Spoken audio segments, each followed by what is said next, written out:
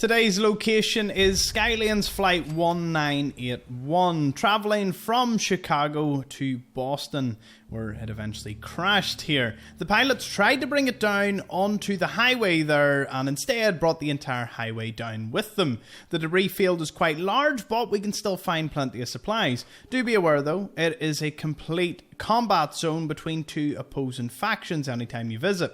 In my case, it appears it would have been super mutants and feral ghouls. Sometimes it's Minutemen and Rust Devils, and then it's gunners versus, well, anyone that they wish to fight.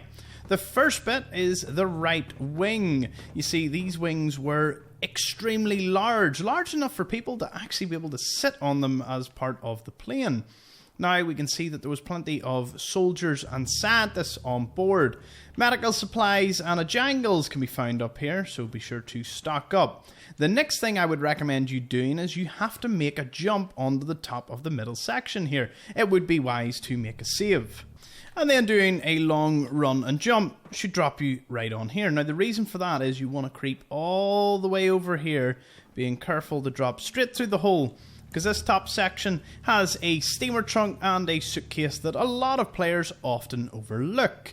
So now that you've got that, we can hop down to the main portion. If you need suits or dresses or any particular clothing, there's around 20 suitcases around here, so be sure to pick them all up. Lots of food served on board. Seems this must have been the first class section. As for the bathroom, you can find an astoundingly awesome tails, doing 5% extra damage to Mirelurks. Now, given our location here to Lake Quannapoat and Dark Hollow Pond, you're going to encounter heaps of Mirelurks east onwards. So the sooner you get this, the more you can take advantage of the damage. General Atomics Galleria and the Wildwood Cemetery are also very close nearby. Now, if we travel along here, if you want to get onto this section, there's just a wee bit of debris that you can use as a bit of a ramp. The bottom contains a number of suitcases, but be sure to grab the fusion core and the ammo scattered around here. Heading all the way to the end, there is a hidden compartment. Now, it's master locked. If you open this, you will not be able to complete a certain quest from a random encounter called Ness. She'll send you here to unlock this compartment. Again, it's up to you. If you want to unlock it, you will get a load of goodies, but you'll never be able to complete her quest. She is random, so you know you may never encounter her, but it's something to bear in mind for a completionist.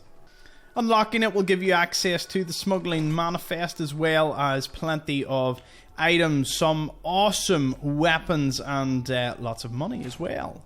So, let's have a little listen to the flight recorder. To get it, we'll head back on up to the cabin here. First, we'll have to ask this super mutant to nicely move out of my way. I did say nicely. He just didn't take the memo there. So now that we've got this, it will give you the recording. Head on over to your miscellaneous and we'll play it straight from here. Boston Towers, Skylanes 1981. Acknowledge. Over. What was that? Damn it. What's going on? Oh, God. Mayday. Mayday. Boston Towers, Skylanes 1891. Lost engines. We're breaking up. There! Aim for the road! Pull up! As you can tell, the EMP from the nuclear blast knocked them clean out of the sky, and they were basically already dead at that point. Questionable, we don't see any skeletons, so perhaps the pilots actually did survive and walk out. There could have been survivors, as they were coming into land, so maybe they were quite low as opposed to falling, from a much greater height if they were cruising at a higher altitude. If we have a look around here, we can see that many of the passengers, of course, did not survive. The amount of suitcases, duffel bags and ammo you can find here make it a great spot. All you have to do is clear out the locals. Each side has about 6 engines. They are still radioactive, so don't go too close to either that one or the ones up there. The Rads can be a little extreme. This particular engine has a skeleton inside with some caps, but at the cost of, again, a serious amount of Rads. Now that you have seen this little place, we'll talk about an unmarked location not all that far away.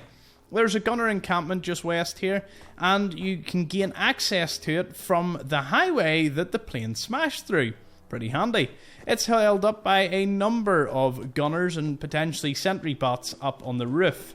It's 2 levels. The bottom one has several little shacks that the gunners hold up in. The elevator on the left will take you down, whilst the elevator on the right here should take you up to the next floor where they've got a bit going on. Let's have a little nosy at that. Yeah, plenty of things. As I mentioned, potentially sentry bots, so it's definitely not something you want to head to too early on. Now, if we drop back down onto the first level, you could potentially get an early sniper rifle from a gunner who tends to be over on this side of the freeway. The reason you normally find them here is because they tend to have shot a scavenger, indicated by the fact that they're dead, and it seems that they got a straight headshot. If the gunner is standing about here, they should have a sniper rifle. Let's test that out. Who's there? Oh, this one actually has a sniper rifle laser rifle. That's pretty awesome. So, that pretty much covers Skylanes Flight 1981. Lore, items, everything, and some marked locations for you to have a look at in your next run. Thank you so much for watching. See you all in the next one.